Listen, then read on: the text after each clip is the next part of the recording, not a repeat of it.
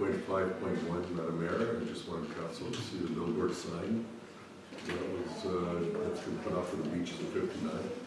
This has been a multi-year project in locating it and putting it into the right location and getting it done. So it's sitting in Broken and Ojibwe Nation's land, and it's worked out quite well. See that movie? Yeah, it actually looks really good there, so. Anybody else have anything that they wanted to touch on as far as the items here go? Okay, I'm not seeing any hands go up or nobody is saying anything, so we'll move on to our council reports. And I will start with Councillor Boulanger today. Our last meeting was the 29th of August, was it not, our planning meeting? Well, August 22nd was our plan. Yeah. Good. So on the 24th, I attended the golf tournament in Selkirk. It was a good event. Huge rainstorm at the end of it all. Thank God we were back in the clubhouse. And I think it was, that wasn't the George Jefferson one, was it? It was, No, inclusion. Inclusion, yeah. So it was a good, well attended and a good fundraiser for And inclusion. that's Bob, by the way. That was on August 24th. On September 5th, I attended a COW meeting here. And that is all I have, Madam Chair. Okay, thank you for that.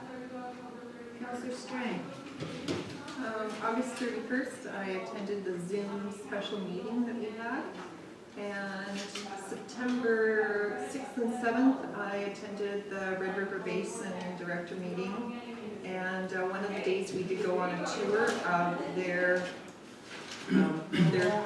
floodway that they're building there. Very, very interesting. It is 30 miles long from top to bottom. And they do have 3 different gates which operate the Cheyenne, Red River, and the White Rice River. So they get water in from 3 directions, and that way it will be directing the flow of it coming our way north. So it's in the works right now, and they're hoping to have it fully operated by the start of 2027. So, and How it's many millions was that? Many. how about billions? Billions? Billions, yeah. Yeah. Oh, yeah, they got a bigger budget than we. But like, you know what, we looked it up, our floodway was spoken about in 1958, because we said how it was, people were laughing about it when Duck Robin came out and had the suggestion. Now, it's an example of what to do. So this one that they're building in Fargo is going to control how the water comes to Grand Forks, which will control how the water comes to us up here in Winnipeg, and then how it's let out. So they're hoping that some of it starts to operate in the spring. With the gates operating, they're still, this is all Yankee money. This is all Yankee. Yes, yes. I don't care. One of the things, well, Let them flood. yeah, but that's what comes our way too. So they're going to control and hold some of it back. So, yeah, but very interesting. It was an all-day tour, but it was very So that they interesting. could control some of the pollution that comes our way too, but will these gates help for that? No. One of the things is with their tile drainage, that they said they need to work more on that too, from the farmers. And then whether they're cattle or the farming. Is that their biggest, is that what it's? A lot of the pollution, yeah. Yeah. Comes up, yeah. Anyways, and that's it. That's it for you? Okay, go ahead, Councillor Sutherland. Okay, thank you. On August 29th, we had a short Zoom meeting. I think I got the date right. Was it the 29th? 31st. Lasted about an hour. 31st. Oh, sorry, okay. 31st. September 5th, we had a committee of the whole meeting. September 6th, I attended a GMCC meeting. Just a few things that the park fees are going up in 2024 from 2,500 to 2,700 for the RV park. And again, there's information, there's still 60 people on the waiting list, so we pretty well know if we ever did get that RV park, the second phase. It's gone. Yeah, that's one thing we know for sure, it would be filled up right away. As we all know, the chargers, I guess they'll be installed today, up there, September 12th. One other thing, Canada Post approached Donna, spokesman for Canada Post. They're looking for a new location for their post office. So they've asked other people, not just the GFCC, but they kind of like the location and everything, so we don't know if it's gonna happen, but at our meeting, we all agreed that Donna should, get back, so yeah, we're interested. And put it in a post office, if they allow it, we don't know, it'll probably go somewhere else, but Right, right now it's at the store, right. but I guess whether they're, Well, it's not. They it's wanna at change the old location. stairs, It's isn't at the well, No. Sheldon's the store, No. but he's moving to the new place, so he said that post office it's not worth it, he said. it? Okay, Robin and Sandra had a question, I think. So hypothetically, if they do go to GMCC, does that mean that on the days, let's say, if the post office is gonna be open all week or 3 days a week, does that mean that they open the building, they go to their kiosk or their room that we have there, all the different rooms, they open the post office? Like, is it simultaneous when the building is open anyway, or would they lock the doors after, like all that stuff, like? Well, they could go to one of those little rooms on the side and have it there. Separate They don't entry? have to come into the main. Oh, they don't have to go into the main? there's a lot of stuff they have to iron out. They could actually, you access it from the outside, Okay, good. one of those rooms. Okay. Possibly it would be in the side, you'd have to walk into the building itself. They have to iron all these things out. First, if they get accepted, then they have to, I imagine, well, I asked Don, and I said, well, it won't cost anything. Canada Post naturally will do all that. I don't think so. Well, they I- gotta be careful too, because I know in some instances Canada Post won't clean the snow around the boot boxes or anything like that. Yeah, somebody brought that up at the meeting about that too. If it's not owned by Canada Post, because I know how the one legal works, Mhm. they rent, you have a contract, you rent that building to them, and they hire you as an employee, but they only pay so much rent, and it's like nothing. Same with Scanterbury, they did it in their store, they rented the space from them to have it in there. Yeah. I think they get, what, $2,000 or $3,000 a year for the Scanterbury one. Yeah, well, I guess this is, you could be right, David, probably are. And you gotta, sorry Dave, and you gotta put all that stuff in yourself, they'll pay you to do so much of it, but it's really cheap.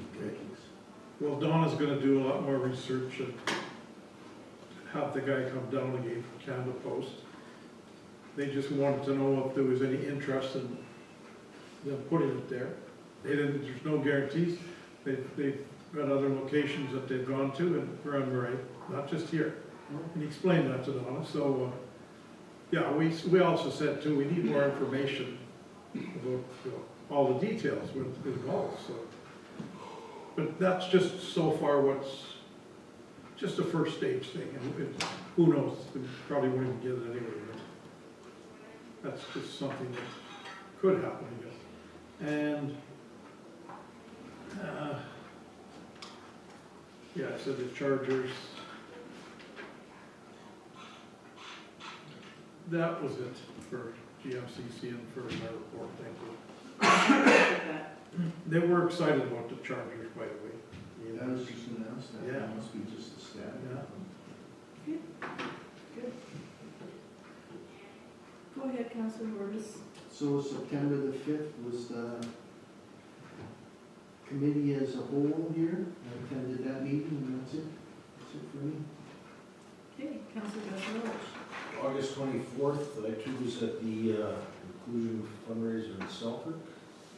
September 5th, cow meeting. And September 7th, Arm in Newbold. There was a very interesting presentation by the archives volunteers. There's 4 of them. Very interesting about some of the stories about people trying to track back and stuff like that. And the old filing system was, basically the filing system was if you had a piece of paper with a hole in it, it means it was filed. It was that was it. It went from one of those pegs. Yeah, then it was filed. That's all you have? That's it. Okay, go ahead, Scott. August 24th, inclusion soccer charity event. August 31st, we had a regular planning executive committee meeting. We were talking about finances and operations. August 31st, committee of the whole of human resources. September the 5th, committee of the whole, public works updates, grant applications, and policy discussions. And then September the 11th, we had another special meeting of regular planning, and we're applying for the MSDIP, is that Yeah. what it is? I think that's what it is. Grant Yes. MSDIP. Yeah. for some operational, taking a look at the operation. That's it for you? That's it. Thank you. Okay, I have a few here. August 22nd, we had our regular meeting here. August the 25th, I had a WMR Finance Committee meeting, and that was to wrap up our finances for WMR 1.0. August the 30th, I had a telephone interview with a consultant regarding the CLI and what we've done at the gatherings and what the next step should be and where do we go from here. 31st of August, the RFP Executive Committee meeting, and that's the same one Councillor Spicer spoke about. August 31st, we had our special meeting. And August 31st, I also attended the International Overdose Awareness Day event in Selkirk. And I forgot to bring the information. There's a very, I guess, detailed book on where we are in Manitoba as far as helping those that have drug addictions. The event that was at the library was very informative. There were a lot of people that had displays and there was all sorts of information. There were all sorts of other items that you could pick up as far as safety for drug paraphernalia and things like that. And I guess there was a panel discussion and there were also 2 short videos, and one of those videos was about a Selkirk resident who tried very hard to, I guess, get away from the drug scene, and in the end, it didn't work out so well, and there was a video made. It's very interesting. It's on YouTube. It's short, but it's very interesting, and I don't think that many of us realize just how bad it is in Selkirk. I can't say it any other way. It's, you know, the fellow that looks after it through the mental health, he's very, very good. He grew up in St. Clement, so it was good to see him there. And I guess for myself, we always hear about the services like fire department, police department having the naloxone kits and everything on them. I didn't know, and maybe I'm the not so smart one in the room here, but you can go to the Shell station in Selkirk and you can pick up a kit if you need one. Yeah. Just on your raising that issue, it is pervasive. In the Interlake, Selkirk is known. I mean, I'm born and raised there. That's my hometown. I grew up there. I walked the streets there. I was out at midnight walking around. it is not the Selkirk that I knew, and I know people both in public health, in law enforcement, and in fire, and the inside scoop that I'm getting is exactly what you said, Debbie. It is so out of control, it is sad. It is, it's very sad. And the ones who are taking advantage of it are the ones moving and selling and dealing in it. Who may not be taking it themselves, but are selling it. That's right, that's right. Go ahead, Glenn. When we go back in the camera, I'll give you Yeah, a little bit. yeah, more. it's just, it was, I don't know, it was, to me, it was very touching. We did have an Indigenous gentleman there who, prior to everything starting, we had a sacred fire lit in the back of the library. They have that space there now, so we all went outside and he lit the fire, and we all had our tobacco and threw it in there. It was really touching. When I was at that Gordon Howard thing in Salford there, I met that guy. Okay? Yeah, I worked in one of those, little meetings that we all Yeah, had. yeah, oh, right, yes, Yeah, yeah, yeah. okay. Pretty Yeah. neat guy, that Yeah. one guy. Yeah, so. Yeah, yeah, it's Selkirk always was bad for drinks though. It Yeah. was back in whenever, it always had a bad name for that, Selkirk. Yep. So, okay, moving on, September 5th, I had WMR 1.0, that was our final meeting, and we did pass a resolution to dissolve WMR 1.0. All things will be done to make sure that that is taken off the records, and we will be registering a mark now for the CPR. And financials to March 31st, 23 were presented and reviewed. And there were a few questions on Lake Friendly, because now Lake Friendly has moved over to WMR. It's no longer on its own. So there were a few questions about that. September 5th, Committee of the Whole. September 8th, we had a John Q. governance training, and there was a consultant brought in to review the roles and responsibilities of all board members. A board's role is to act and make decisions in the best interests of the board. We need to work on some guiding documents, and the consultants will provide guidance on a number of areas, and I'll just speak a little bit more on that in camera. Then we had a John Q. board meeting, so we reviewed and adopted the financials. The signing authorities have been amended a little bit. We've set up 2 new committees, one to deal with communications, bylaws, and policies. And there's a finance, risk, and audit committee, and that is the one that I ended up to be on. And it was decided because we can't have our meetings in the same building as the WMR meetings now, so what was decided is that each municipality who is in John Q will be hosting the meeting. So I put our hand up for April of next year to host that meeting, so just so you know.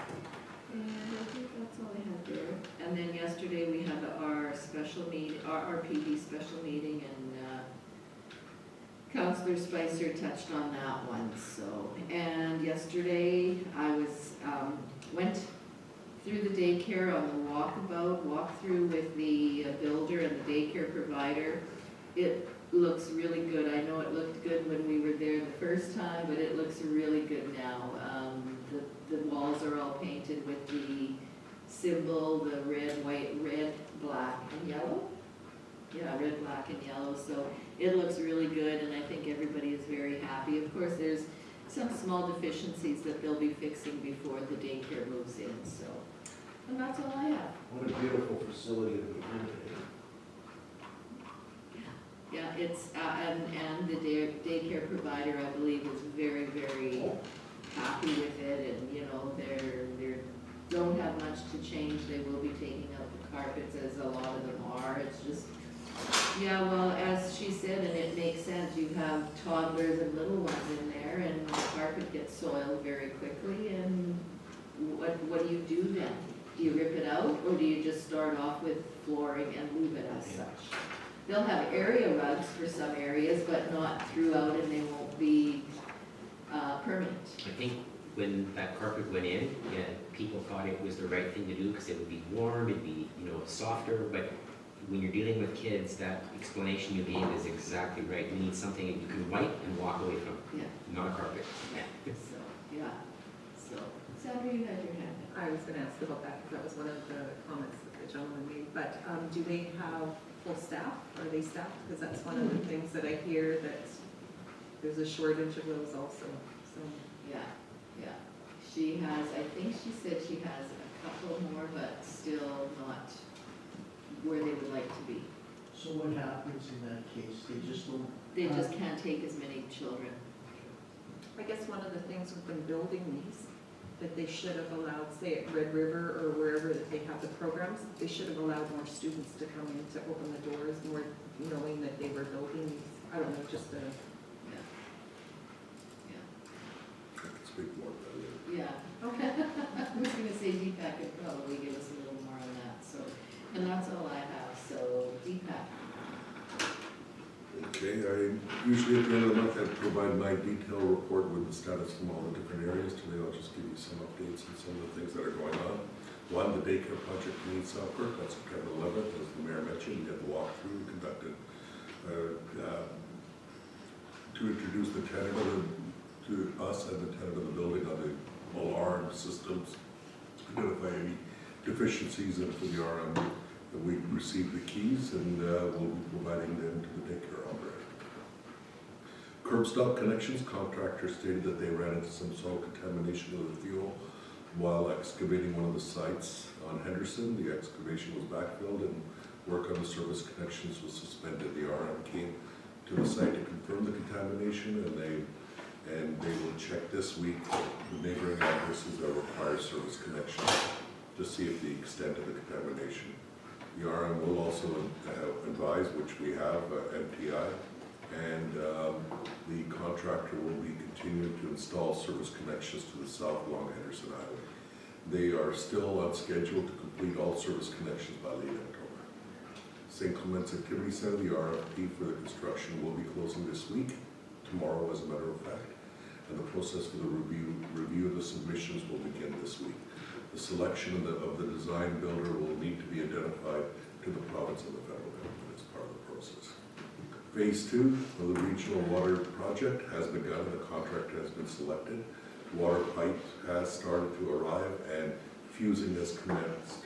So if you get any questions from residents, I've received a few. What's all these black pipes out there on Henderson and so forth?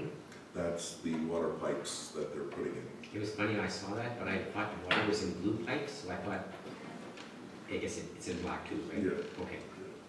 And so they chose the black, hopefully they can make the distinguish when they have to do the connections. That's what it's are most the other important. ones black too? Yes, yes, that's what threw me off. Most likely you're not gonna have an issue.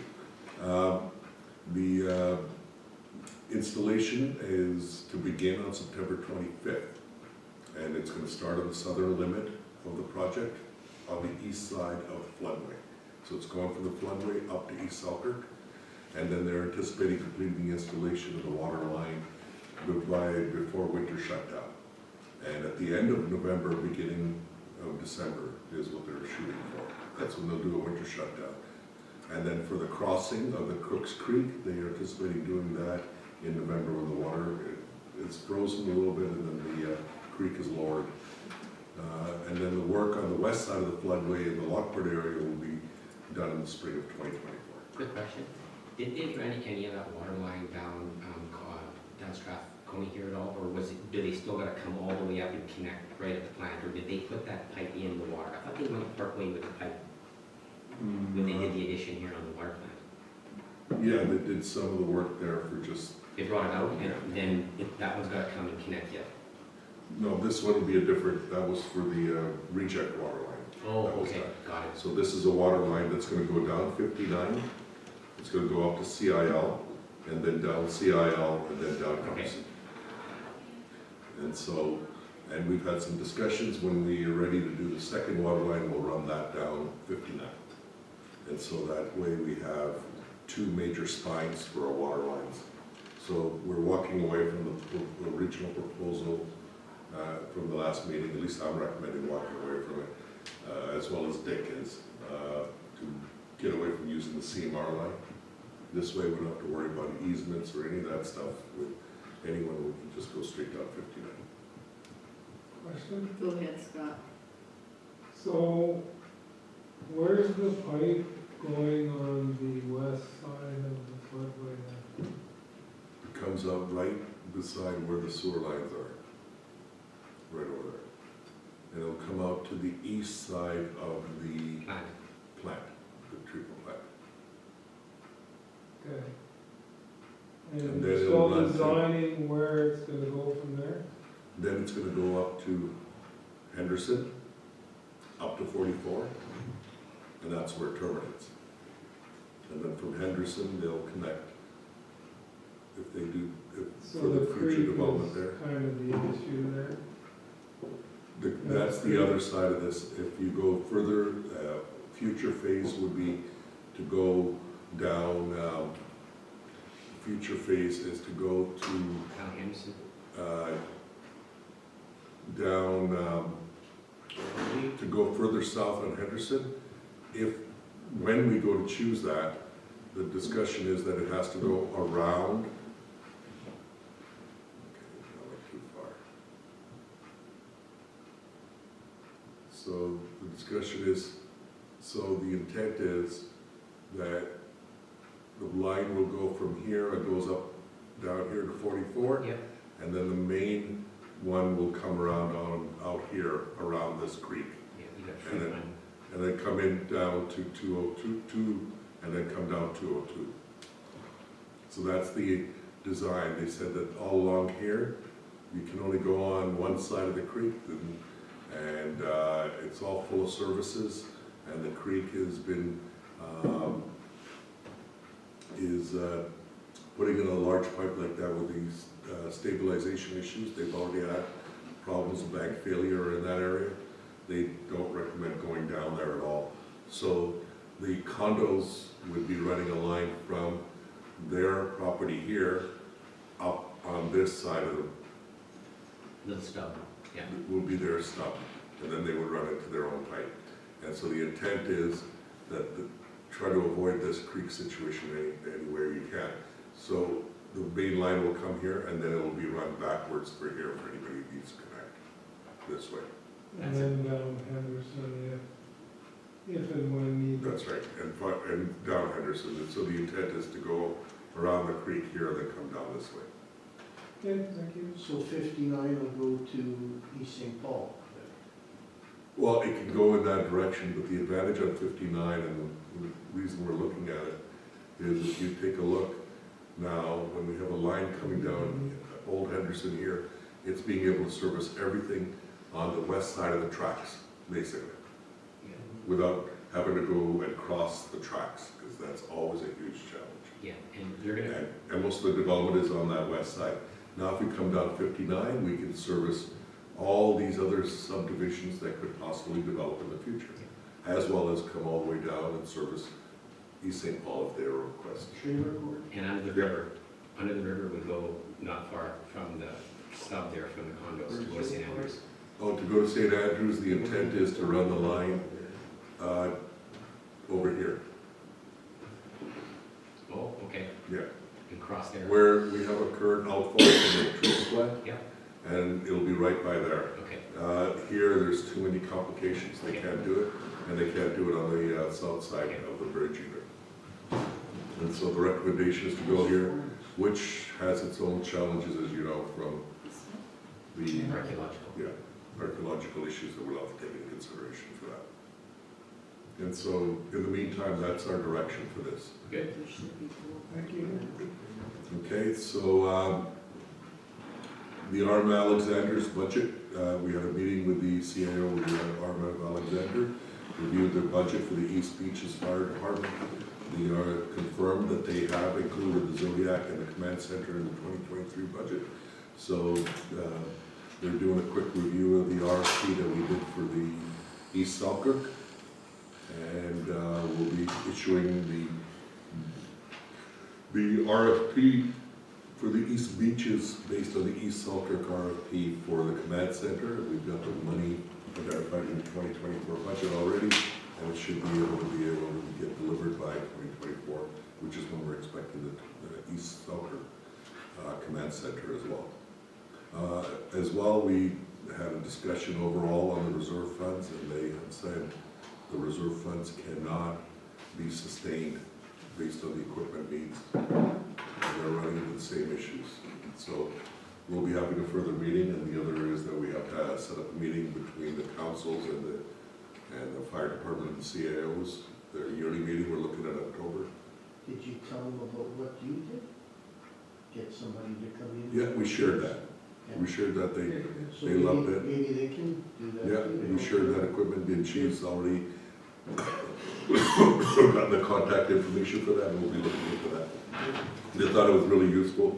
She asked me to see if I could possibly present to the Eastern District, District Association, and apparently I hadn't registered or joined that group, so thinking That about would it. be MMA. So you could really be a consultant and charge fees. Not at all. But it was a very good meeting, and then we're also shared our monthly stats that we provide. And so she's going to receive those from us on a monthly basis in October, and she'll be able to share with her council, specifically related to East Beaches. And finally, the food cycler program, the household composting. We currently have about 131 people registered and signed up. We need 69 more to reach our quota of 200. The company wants us to get as close as possible to that 200 mark. And this is because there are two different kinds, and they would like to make sure they set the right ones here. And no extra cost to us, they just need to send the right ones. Both machines cost the same to the RF. There is information regarding the food sector going out in our newsletter. We'll also connect everyone. So Taylor's going to be contacting individuals definitely who's already registered, make sure that they're all, let them know they're on the list. And then she's looking at October the 12th or the 14th, Thursday to Saturday to start distributing them to individuals. So if we know anybody that can sign up, like it'd be great if we could get to the 200 mark as soon as possible. The food cycling company would then put out a survey to all those people that are participating. There's a resident guide would be handing out, telling them what to do, how to use it, as well as then that information presented to us. Now, they will take them back from us if we don't sell the full 200, but it'd be good to get them ordered and delivered and know what we're Do we doing. have to do it online, or can we? Yeah. Yeah. If you need any help, let us know, we'll help you out, make sure Taylor can maybe even do it for you. I need lots of help. Okay, so that's my update, Madam Mayor. Okay, thank you for that. Any questions for Deepak? Go ahead. Yeah, just a comment that you can't seem to remember from the fuel station on Henderson Highway there where they had that contamination. Could have been the farmer's tanks too. Could have been, I guess. Yep. But I would have thought that if it was something like that, it would not be right at the road. Depends the way it ran. Yeah. The drainage of that and hit clay, might have run Yeah. into soil. They It could didn't be mine, they didn't mine and they didn't find anything. So it hasn't gone through the road. That's 200 feet probably away, Which is good news, so Yeah, hopefully we won't have any major issues. yeah. Okay, Madam Mayor? Heather, did you have anything you needed to share with us today? Okay, thank you. So then, I think we can now go in camera, or did you have something else Oh, you yeah, wanted one to thing. discuss? Yeah, one thing does have to be in camera. That, I don't know if you guys are aware, but there's a new hockey team in Salt, a junior team. It's called, what's it called?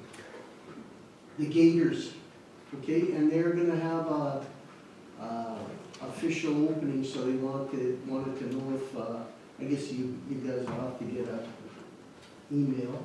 Yeah, you're all invited to come to the puck drop, and you want the mayor to drop the puck for the first game. At the rec center at here. the rec center. If you go to the rec center, you should take a look. In the middle of the ice, there's a big, it's like 30 feet, and it's the Gators emblem on it. It's pretty amazing. And the dressing room, one of the dressing rooms is all done up, all painted, and it's got Gator signs all over it and everything. So it's a junior team. They play in the Hanover Taché League. There's 8 teams there. So it's pretty exciting. Is that a good Everybody's, Good revenue? Good revenue from the lake? well, it's ice time there Yeah. for renting ice. Yeah. They'll have 14 games, and then there'll be 7 playoff games for each round in the playoffs. So What they charge to go to? they charge, you can buy season tickets for it, and it's $10 to come to watch a game. And they sell the canteen, they open it and get liquor there. and all That's that. not bad, $10. $10 for a game. That's what they charge for junior. So, Go ahead. Sir. does that go to the, No, no, it goes to the hockey team. Yeah, goes to the hockey team, because they gotta pay for the ice. Okay, we're getting going with this, we've been putting out a fortune for compressors and all this other stuff, Yeah, so why wouldn't they charge $12? You know what I mean? well, because it's in the league, it's in the league that you only charge $10 for the game. Okay, but I guess so. There'll be a lot of spin-off off of this. Yeah, there'll be spin-off here for the rec center. And apparently, the rec center is not getting the ice time that they were getting before because of, hockey, whatever, yeah, no, they're not. They're not. A lot of the time, ice time went to Salker Arena in St. Andrews. And they were cut back here on their ice time. That's what I'm hearing from them, so. They had a meeting there last night. I wasn't at the meeting, but, they were talking about other ways they're advertising.